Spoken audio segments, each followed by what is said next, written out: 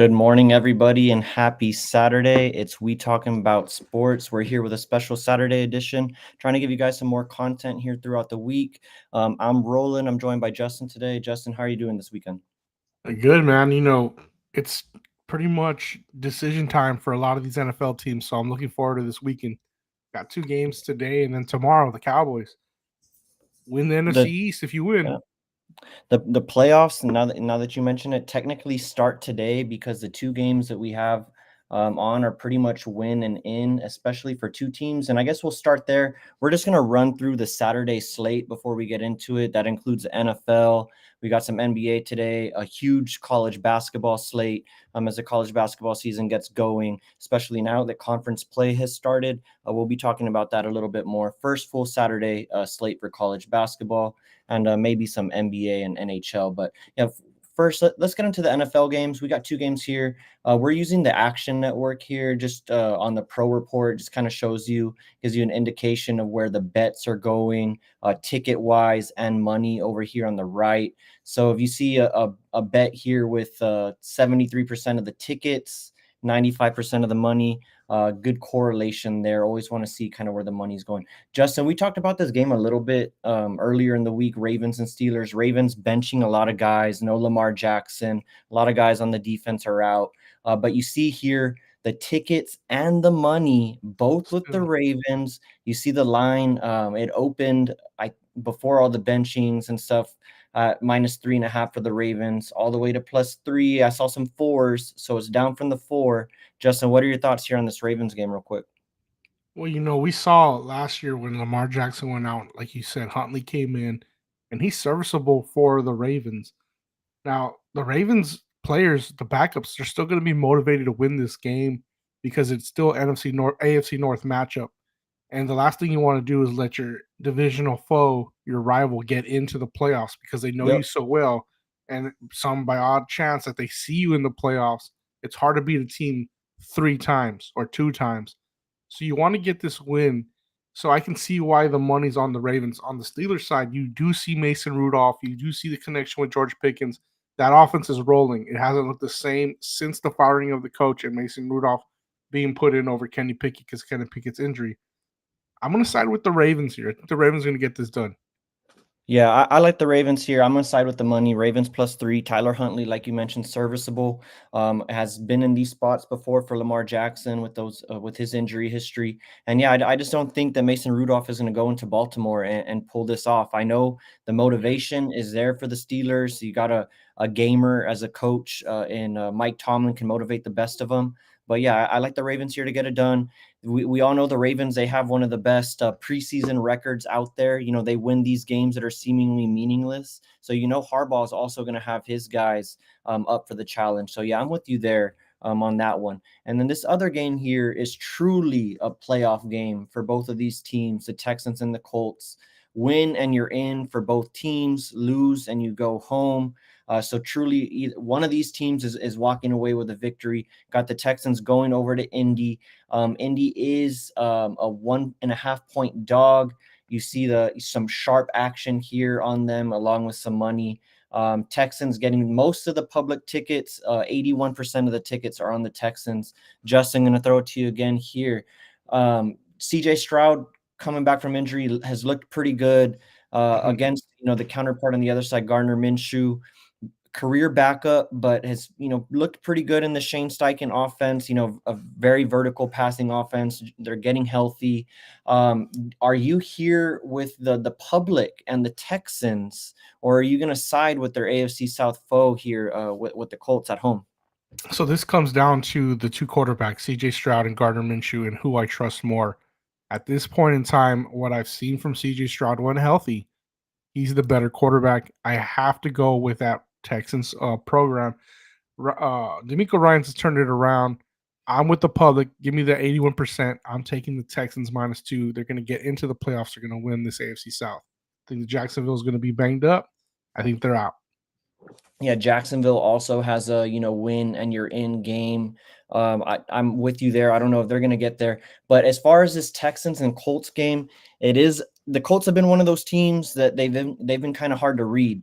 You expect them to, continue on with their good play, and then they give you a stinker. Yeah. So it have been hard to read the whole year. They are a little bit over 500, so that is, an indication of that. But yeah, I'm kind of with you here, Justin, as far as trusting what the Texans have put together. I know they've, suffered their fair share of injuries on the offensive side of the ball, but gotta like what they have going on defense. Gotta think Will Anderson is going to be in that offensive backfield for the Texans. So yeah, give me the Texans here to eke out a close victory. I do think this is lined properly, and this is a great Saturday night game. I think the NFL did good with this scheduling here, prime time Yeah. Saturday night football. So anything on the NFL, Justin, before we change topics? No, with these two games, I'm taking Texans. I'm taking Ravens here. I think they're gonna, block out the other two because these two games they mean so much for both teams or all four teams. Everything's on the line this weekend. So we see Ron here. Shout out Ron. Shout out Mondo in the chat. Ron's gonna be siding with the Colts. So not a we talking about sports consensus. And shout Mm. out to Ron. Ron probably will be putting out some content later on today as he gives us some of his bets on we talking about bets for his daily picks. So be sure to look out for that. Let's move on to college basketball. Haven't talked about college basketball a lot this year. I mean, can you really blame us? We've been in the middle of the NFL season, a lot of USC events. College basketball kind of has gotten lost in the shuffle. But like I said at the beginning of the program, this is the first, I mean, in my opinion, full Saturday slate for college basketball. Got a lot of conference games going on here. I'm going to sort this with this early start times because I do want to talk about this Clemson and UNC game. Clemson coming off a loss this week. They were on the road against Miami. Clemson, one of the, I guess, darlings this year, one of the surprise teams. Not a lot of people expected much out of them this year, but PJ Hall, their center, Yes, has become one of the top 10, top 15 college basketball players this year. 20-7 guy. Probably going to be in the running for player of the year.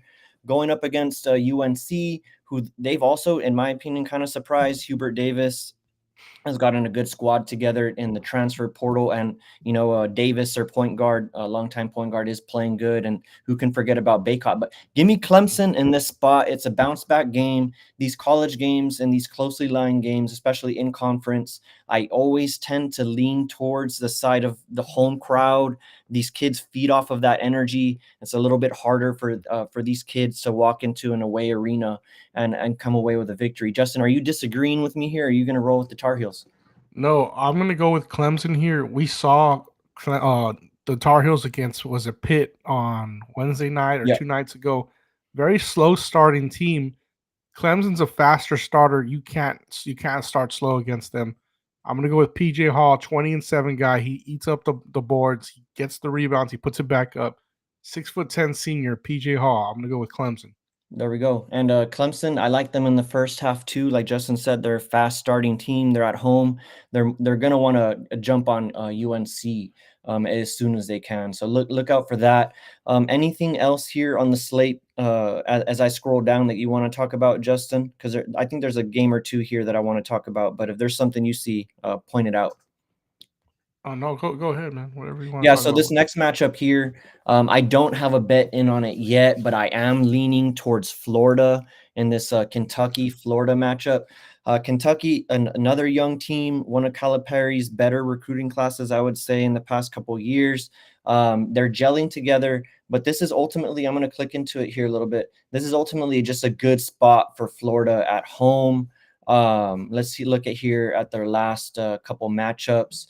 Florida really hasn't played much. They had a high-profile matchup against Michigan that was pretty high scoring back in December. But they are coming into form, going up against Kentucky, who you see here, their last four. They actually had a matchup with UNC, and they surprised some people pulling away with that victory as a 1-point underdogs. I lean the home team here, but always the thing that you go up against when you're playing against Kentucky is that they're probably going to have the superior talent. So, Mhm. Justin, what are your thoughts on this game? If you don't have any, no worries. We can move on to the next one. No, I'm with Kentucky here. I don't go against Calipari in these SEC matchups. Kentucky's 8-4 against the spread this year. I think they're going to cover. All right, so Justin and me are on opposite sides here. Like I said, I'm leaning Florida in this one, but more to come as we dig into the games closer to tip off. The other game that I want to talk about is it's also an SEC game. The SEC basketball, just real quick, just side note, it's gotten pretty good over the past couple of years. The, Yeah. the talent in the SEC is legit. They've been producing, Elite Eight and Final Four teams year in and year out these past couple of years. So shout out to the SEC, what they got going on. Another matchup here at 1 o'clock. I'm going to side with the home team here. I like Arkansas. Not the best start going up against Auburn, who they've actually gotten off to a really good start. But looking here at the line movement and the bets and the tickets, you see this opened up at Arkansas plus 4.5. They're all the way down under 3, key number in basketball, plus 2.5. They've taken 65% of the bets and 93% of the money.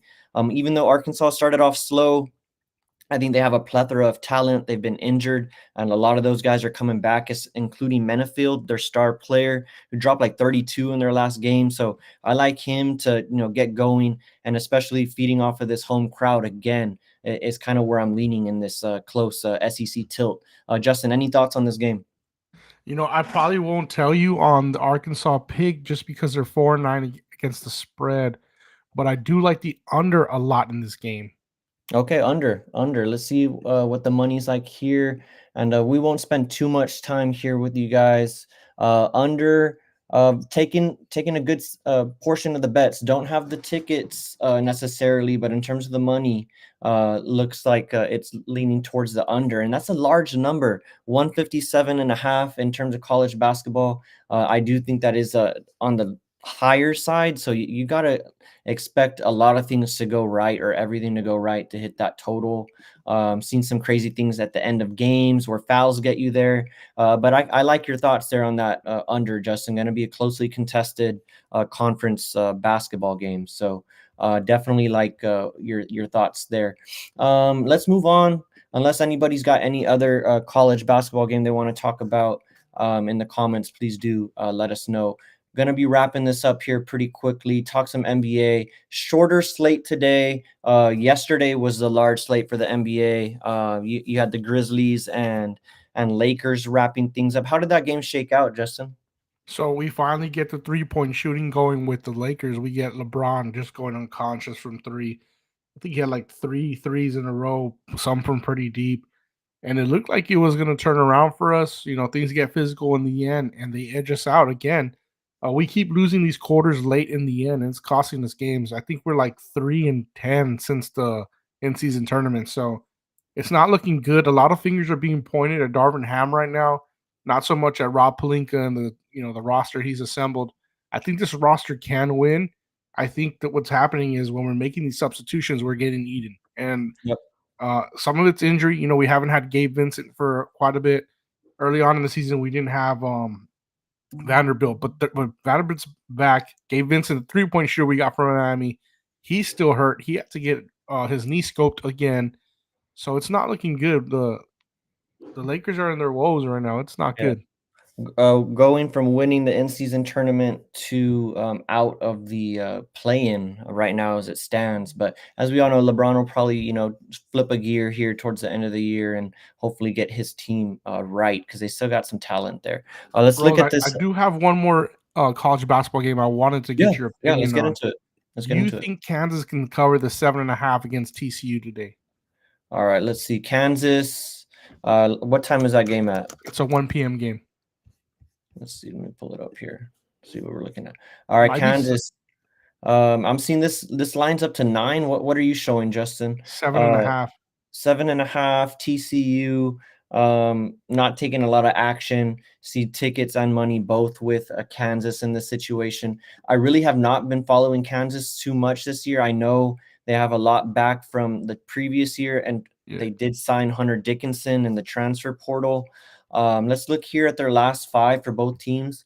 Kansas still rolling, as you can see here, 5-0 in their last 5, going up against TCU, who they have some competition on this last 5. If you want to count, ASU, Nevada, Hawaii is a decent squad, but they did lose by 13 in Nevada as 3-point favorites. these larger, like 7.5, 9.5, depending what the line is right now, spreads are harder for me to call. But Lawrence Fieldhouse, give me Kansas to Yeah. cover. I think they'll probably pull away late. It's one of those games where TCU will probably be there, and then Kansas will flip a gear and end up getting it done. Kansas The, definitely a team you want to start paying attention to as we get closer to March. Good call out on that game, Justin. yeah, the reason why I asked you is because that spread was large, and Kansas this year they're 5-7-1 against the spread. So it was like, man, what am I seeing that's different than the public? I know the public is moved the line. You say it's at 9 now. Seems like a lot. Yeah, it does seem like a lot. But again, it's just one of those things like the money's telling you something. You gotta listen, right? Unless it's just too much. Because there is such a thing as chasing steam, and you see Mhm. a line get steamed, and then all of a sudden, what you think is a sure thing because you see it taking all this money ends up going completely sideways. So definitely can go either way, but in this situation, I can see it and I can get behind that. Another, not that we're back on college basketball, and we'll wrap it up here. Georgia versus Missouri. I do like Missouri in this matchup. The 4.5 might be a little bit much, but if you're looking at building a parlay or something, want a little bit of a shorter edge, Missouri might be a good piece. I know I have Pitt as another, now that we're back in college basketball, as another parlay piece today, going up against Louisville. Louisville program that's down in the dumps. Definitely look to fade them whenever I can. So that's pretty much it for what I had planned to talk about today. Justin, any other games you want to talk about before we wrap things up and give people back their Saturdays? No, that's it for me. I just wanted to hear your piece on the Kansas one. Yep, and hopefully, we'll be back tomorrow. Talk some NFL. Got week 18, last week of the year. Justin and I just talked about the Texans and Colts, and the Ravens and Steelers. Gave you guys our thoughts there. Both siding with the Ravens and both siding with the Texans. So hopefully, it's a profitable Saturday for us. Profitable Saturday for everybody that's watching or has joined us today. And again, look out for Ron's content coming out later on this afternoon, probably, or maybe later on this morning. Justin, have a great day, my friend.